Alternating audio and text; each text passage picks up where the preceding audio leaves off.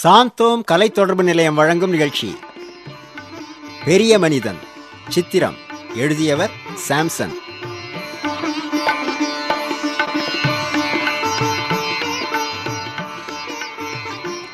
இறை இயேசு இவ்வுலகில் வாழ்ந்த காலத்தில் எண்ணற்ற மக்களை தமது போதனைகளாலும் நடத்தையினாலும் நல்வழிப்படுத்தி வந்தார். அவ்வாறு அவர் வாழ்வில் நிகழ்ந்த சம்பவம் ஒன்றினை உங்களுக்கென படைக்கிறோம்.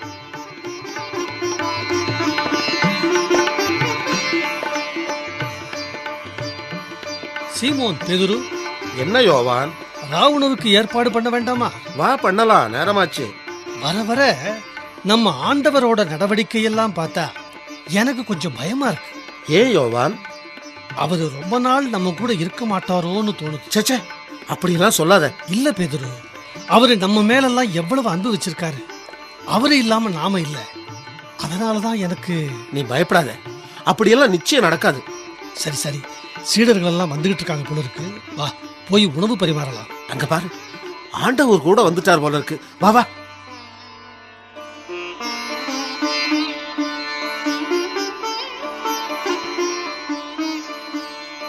ஆண்டவரே, உணவு பரிமாறியாச்சு, சாப்பிடலாமா?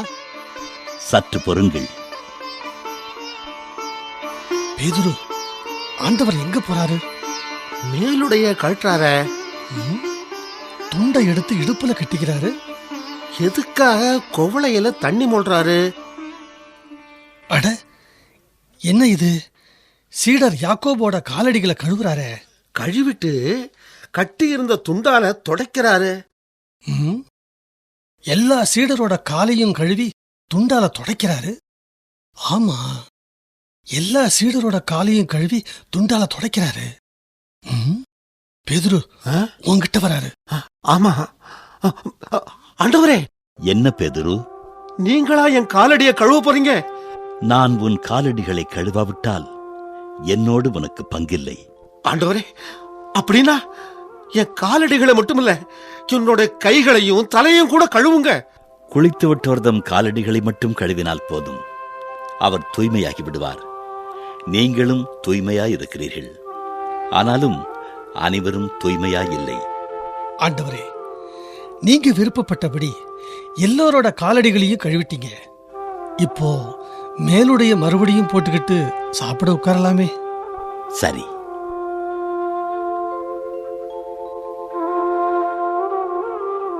யோவான், நான் உங்களுக்கு செய்ததென்னவென்று உங்களுக்கு புரிகிறதா? நீங்கள் என்னை போதகர் என்றும் ஆண்டவர் என்றும் அழைக்கிறீர்கள். நீங்கள் அவ்வாறு கூப்பிடுவது முறையே. நான் போதகர்தான், ஆண்டவர்தான்.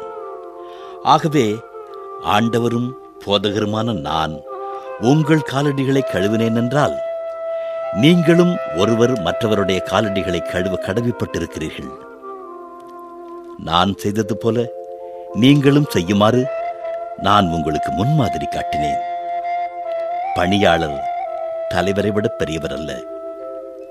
தூது அனுப்பப்பட்டவரும் அவரை அனுப்பியவரை விட பெரியவர் அல்ல என உறுதியாக உங்களுக்கு சொல்கிறேன்.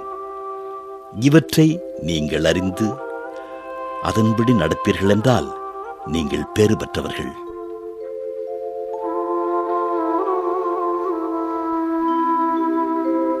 பணம், பட்டம், பதவி இவைகளால் மட்டும் ஒரு மனிதனுக்கு உயர்வு வந்துவிடுமா? உண்மையில் ஒரு மனிதன் எப்போது உயர்கிறான்?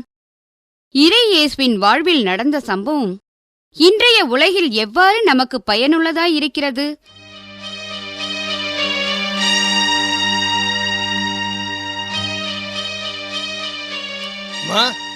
அம்மா, என்ன சுரேஷ், முதல்ல இந்த கல்யாண ஏற்பாடெல்லாம் நிறுத்துங்க. டே, என்னடா இது திடீர்னு வந்து இப்படி சொல்ற? அக்காவுக்கு வேற மாப்பிள்ளை பாத்துக்கலாம். என்னது, வேற மாப்பிளையா? என்னடா இது, விவரத்தை சொல்லாம திடீர்னு வந்து சொன்னீங்கன்னா என்ன அர்த்தம்? அம்மா, நாம வசதியில குறைஞ்சவங்களா இருக்கலாம், ஆனா நமக்கு மானம் மரியாதை தான் முக்கியம். ஆமா, யார் இல்லன்னு சொன்னா? மான மரியாதைக்கு இப்ப என்ன குறை வந்துருச்சு? நம்ம குடும்பத்தை பத்தி தரக்குறைவா பேசியிருக்காங்கம்மா மாப்பிள்ளை வீட்டுக்காரங்க. என்னடா சொல்ற? அவங்க கூட பேசல, யாரோ மாப்பிள்ளைக்கு சித்தப்பாவான் அவன் பேசியிருக்கான். கண்டவனுங்களும் பேசுற அளவுக்கு நாம அப்படி என்ன தரம் தாழ்ந்து போயிட்டோம்? உனக்கு இதையெல்லாம் யார் சொன்னா? எல்லாம் பெரிய அக்கா தான் சொன்னா. பெரிய அக்காவா? அவளுக்கு எப்படி தெரியும்? அக்கா மாப்பிள்ளை வீட்டுக்கு போயிருக்கா.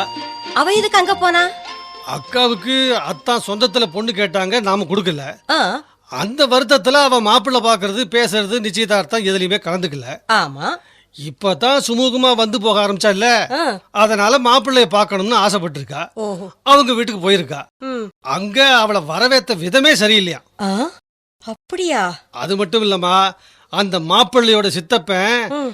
எவ்வளவோ பெரிய இடத்துல இருந்தெல்லாம் பொண்ணு வந்தது, அதையெல்லாம் விட்டுட்டு உங்க குடும்பத்துல பொண்ணு எடுக்கிறோம், பொண்ணு கூட அப்படி ஒண்ணும் நல்லா இல்ல, உங்களுக்கு 20 சவரம் தானே போட முடியும், பொண்ணு வேலை கூட பார்க்கல, ஒரு 50,000 ரொக்கமாவது கொடுக்க கூடாதான்னு கண்ணாபினான் பேசியிருக்காமா அந்த மாப்பிள்ளைக்கு சித்தப்பன். அப்புறம் முதல்ல ஏதாவது பேசணும்னா மாப்பிள்ளை பேசணும், அவங்க அம்மா பேசணும். இவ யாரு பேசுறதுக்கு? இந்த ஆளை பேச விட்டுட்டு அவங்க எல்லாம் வேடிக்கை பார்த்துட்டு இருந்திருக்காங்கம்மா. அந்த ஆளை பார்த்தா அப்படியெல்லாம் பேசுறவர் மாதிரியே தெரியலையேப்பா. ஆமா, காசு பணத்தோட பெரிய இடமா கிடைச்சிருக்குல்ல, உங்களுக்கு அவங்கள பார்த்தா நல்லவங்களா தான் தெரியும். அக்காவை வேற என்னெல்லாம் சொன்னாங்களோ அதையெல்லாம் சொல்ல முடியுமா? அக்கா எப்படி அழறா தெரியுமா? அப்படியா? உடனே புறப்படுங்கம்மா. எங்கடா? அந்த மாப்பிள்ளை வீட்டுல போய் பொண்ணு கொடுக்க முடியாதுன்னு சொல்லிட்டு வந்துடலாம். டேய் டேய் டேய், என்னடா பேசுற நீ? அவசரப்பட்டு முடிவெடுக்கிற காரியமா இது? ஏமா நீங்க வேற, நாம பணம் காசுல குறைஞ்சவங்களா இருக்கலாம், ஆனா மானம் மரியாதையில குறைஞ்சவங்க இல்லன்னு அவங்களுக்கு காட்டாம விடக்கூடாதுமா. டேய் டேய் டேய் சுரேஷ், நம்ம அக்காவுக்கு இதை விட பெரிய இடமா வாய்க்கும், நீங்க புறப்படுங்கம்மா. சரி.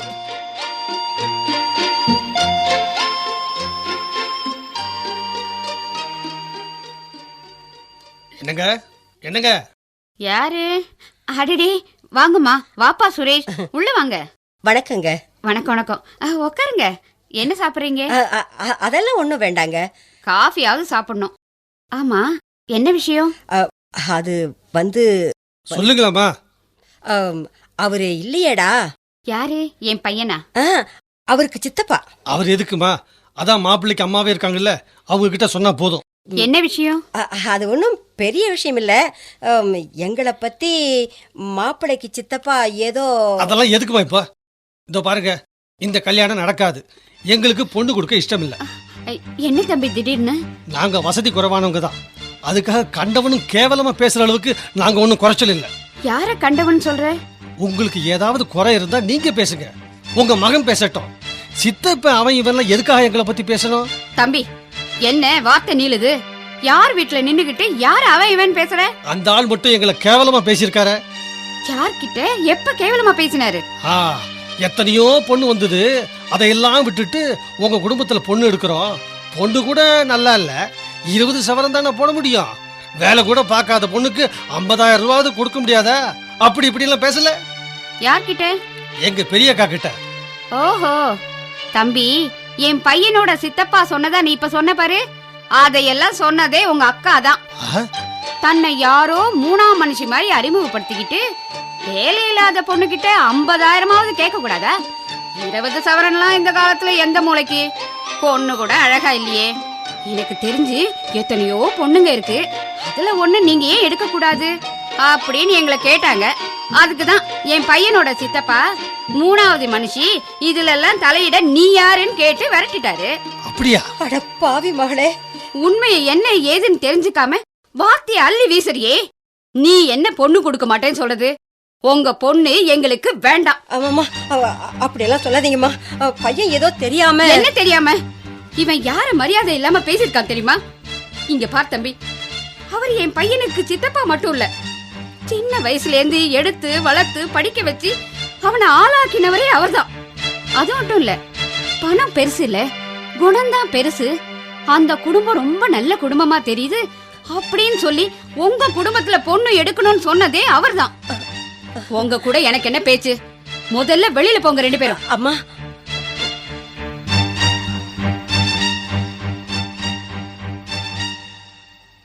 டேய் சுரேஷ், சாப்பிட வாடா. எனக்கு பசிக்கலம்மா. செய்யறதையும் செஞ்சுட்டு இப்ப வருத்தப்பட்டு என்னடா பிரயோஜனம்? கூட பிறந்தவளே இப்படி செய்வான்னு நான் எதிர்பார்க்கல. அவனுக்கு அவங்க வீட்டுக்கார குடும்பத்துல பொண்ணு எடுக்கலைங்கிற கோபம், அந்த வயித்தெரிச்சல்ல தான் அவன் இப்படி பண்ணியிருக்கான். அதுக்காக இப்படியா பண்ணுவாங்க? கூட பிறந்தவ லட்சணம் இப்படி இருக்கு, அத புரிஞ்சுக்காம நீ என்னடா அவங்கள போய் குத்த சொல்ல போயிட்ட. அம்மா, நான் அவசரப்பட்டுட்டேன். ஆமாண்டா, எதையும் தீர விசாரிச்சு தான் முடிவெடுக்கணும். அப்படி என்னடா உனக்கு மானம் மரியாதை கௌரவம் பெருசா போயிடுச்சு? நான் நல்லபடியா பேசி தீர்க்கலாம்னு பார்த்தா குறுக்க பூந்து குதிச்சு எல்லாத்தையும் கெடுத்துட்டியடா. ஏண்டா, பெரியவங்க பேசும்போது உனக்கு என்னடா அப்படி ஒரு அதிக பிரச்சனைத்தனம்? மனுஷன்னா நிதானம் வேணும், தன்னடக்கம் வேணும். தனக்குத்தான் எல்லாம் தெரியும்னு ஆடக்கூடாதுடா. அம்மா, என்னால அக்கா கல்யாணம் மட்டுமா நின்னு போச்சு? நிச்சயதார்த்தம் வரைக்கும் வந்து கல்யாணம் நின்னு போன விஷயம் வெளியில தெரிஞ்சா எல்லாரும் கண்டபடி பேசுவாங்கடா உங்க அக்கால. டேய், இனிமே உங்க அக்கால பொண்ணு கேட்டு யாருடா வருவா? அம்மா, நான் வேணும்னா மறுபடியும் போய் மன்னிப்பு கேட்டு எந்த முகத்தோட போய் அவங்க முகத்துல முழிப்ப? எல்லாம் நடக்கிறபடி நடக்கட்டும், விடு.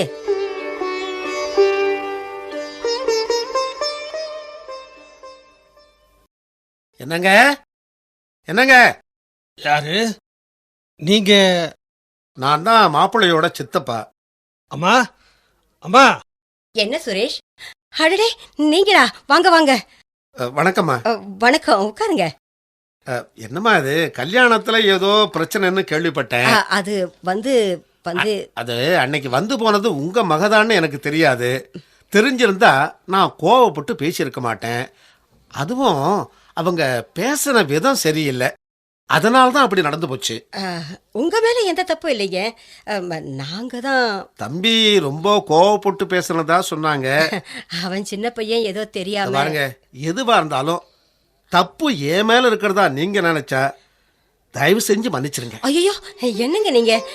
நீங்க அப்படி இல்லம்மா, நிச்சயதார்த்தம் வரைக்கும் வந்த கல்யாணம் தடைபட்டு போக கூடாது. இது ஒரு பொண்ணோட வாழ்க்கை பிரச்சனை. இதுல நம்ம மானம் மரியாதை சுயகௌரவம் இது எல்லாத்தையும் விட பொண்ணோட வாழ்க்கை தாமா முக்கியம். தம்பி, எது நடந்திருந்தாலும் அதையெல்லாம் மறந்துருங்க சார். அக்காவோட கல்யாணத்துக்கு ஆக வேண்டிய ஏற்பாட்டை செய்யுங்க. ரொம்ப நன்றிங்க சுரேஷ். அம்மா, பாத்தியா, தப்பே செய்யாத அவரு உங்க அக்காவுடைய எதிர்காலத்தை நினைச்சு தாழ்ந்து வந்து மன்னிப்பு கேட்கிறாரு. உங்க அக்காவுக்கு கல்யாணம் ஆனா அவருக்கு என்ன, ஆகலன்னா அவருக்கு என்ன? அவருக்கு என்ன வந்தது? அதுதான்டா பெரிய மனுஷத்தன்மை. தன்னை தாழ்த்தி அவர் உயர்ந்துட்டாரே. ஆனா நீ சார், என்ன மன்னிச்சிருங்க. கொஞ்சம் கூட யோசிக்காம சின்னத்தனமா நடந்துக்கிட்டேன். என்னப்பா இதெல்லாம்? நடந்ததையெல்லாம் மறந்துட்டு ஆக வேண்டியதை பார்ப்போம்.